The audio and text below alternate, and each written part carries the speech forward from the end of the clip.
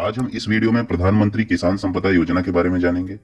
सरकार किसानों की मदद करने के लिए और उनकी आय में वृद्धि करने के लिए तरह तरह की योजनाएं लेकर आती है और किसानों को इन योजनाओं का लाभ समय समय पर मिल सके, इसके लिए सरकार कुछ स्कीम में बदलाव भी करती रहती है।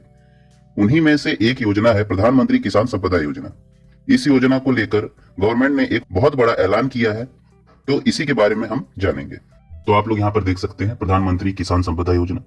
प्रधानमंत्री किसान संपदा योजना को अगस्त 2017 में शुरू किया गया था। इस योजना के तहत कृषि आधारित कामों को बढ़ावा दिया जाता है। इसके साथ ही इस योजना का मकसद है कि बड़े पैमाने पर किसानों को इसका लाभ पहुंचाया जा सके।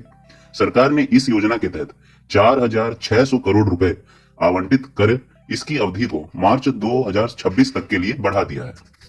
इससे पहले 2020 तक इस योजना के तहत 6,000 करोड़ रुपए खर्च करने की योजना थी। इसके बाद इसमें 4,600 करोड़ रुपए और जोड़ दिए गए और ये योजना 2026 तक बढ़ा दी गई है। आगे जानते हैं कि किसान इस योजना का किस तरह से लाभ ले सकेंगे। प्रधानमंत्री किसान संपदा योजना के तहत सरकार खेती में हुए अनाज को सही तरीके से दुकानों तक पहुंचाने के प्रबंधन और आधुनिक बुनियादी ढांचे के निर्माण में मदद करती है। इस योजना के द्वारा सरकार किसानों को अपने पैदावार को सही तरीके से बेचने का प्रबंधन देती है। इस योजना की मदद से भारत में खाद्य प्रसंस्करण क्षेत्र के विकास को तेजी मिली है। इससे किसानों को अपनी पैदावार बेचने का सही मौका और दाम मिलेगा। इससे किसानों के लिए नए रोजगार के अवसर भी मिलेंगे।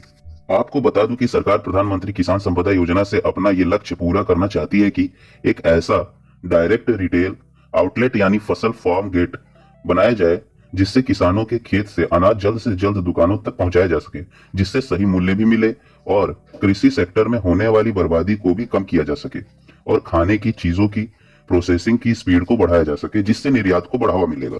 ये योजना एक व्यापक योजना है जिसमें मंत्रालय की चल रही योजनाओं जैसे एकीकृत cold chain, value addition infrastructure, food safety and quality insurance, agro processing clusters के लिए इंफ्रास्ट्रक्चर, ऑपरेशन ग्रीन्स का निर्माण और विस्तार शामिल है। इसमें और भी चीजें शामिल हैं जैसे 100% एफडीआई, खाद्य उत्पादों के विनिर्माण में स्वचालित मार्ग यानी ऑटोमेटिक रूट के माध्यम से 100% प्रत्यक्ष विदेशी निवेश यानी फॉरेन डायरेक्ट इन्वेस्टमेंट जिसे हम एफडीआई कहते हैं, तथा भारत में उत्पादित या निर्मित खाद्य उत्पादों से संबंधित उत्पादों के संबंध में ई कॉमर्स के माध्यम से खुदरा व्यापार करने के लिए सरकार से अनुमोदन के तहत 100% एफडीआई की अनुमति दी गई है। खाद्य प्रसंस्करण कोष यानी खाद्य प्रसंस्करण परियोजनाओं को सस्ते ऋण प्रदान करने के लिए राष्ट्रीय कृषि और ग्रामीण विकास बैंक जिसे नाबार्ड कहते हैं, इसके साथ मिलकर 2,000 करोड़ रुपए का एक विशेष कोष बनाया गया है। इसको पीएसएल के तहत वर्गीकृत भी किया गया है। खाद्य एवं कृषि आधारित प्रसंस्करण इकाइयों को और कोल्ड चेन अवसंरचना को प्राथमिकता प्राप्त क्षेत्र ऋण जिसे प्रायोरिटी सेक्टर लेंडिंग यानी पीएसएल कहते हैं, इसके लिए कृषि गतिविधि के रूप में वर्गीकृत किया गया है। और राजकोषीय उपाय के बारे में बात करें तो नई खाद्य प्रसंस्करण इकाइयों के लिए लाभ पर आयकर में 100% छूट जैसे राजकोषीय उपायों एफपीओ द्वारा 100 करोड़ रुपए के वार्षिक टर्नओवर से प्राप्त लाभ से 100% आयकर छूट को कृषि के बाद फसल मूल्य संवर्धन जैसी गतिविधियों के लिए अनुमति दी गई है। यहाँ पर आप और भी चीजें देख सकते हैं जिससे किसानों को कई लाभ प्राप्त होंगे। इससे पहले यानी 2016 में कृषि समुद्री प्रसंस्करण और कृषि प्रसंस्करण समूहों का विकास या संपदा नामक एक अम्ब्रेला योजना शुरू की गई थी, जिसे वर्ष 2016 से 2020 की अवधि के लिए 6,000 करोड़ रुपए के आवंटन के साथ लागू करने का प्रस्ताव था।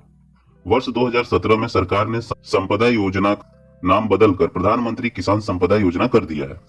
इस योजना का उद्देश्य प्रसंस्करण और संरक्षण क्षमता के निर्माण को बढ़ाना, कृषि में आधुनिक तकनीक को बढ़ाना, अनाज के बर्बादी को कम करना। इस योजना से किसानों और उद्यमियों की सहायता के लिए सहायता अनुदान के रूप में क्रेडिट लिंक्ड वित्तीय सहायता दी जाएगी। इस योजना से देश भर में बहुत किसानों को लाभ मिलेगा। तो ये थी पूरी जानकारी प्रधानमंत्री किसान संपदा योजना के बारे में। So thanks for watching this video.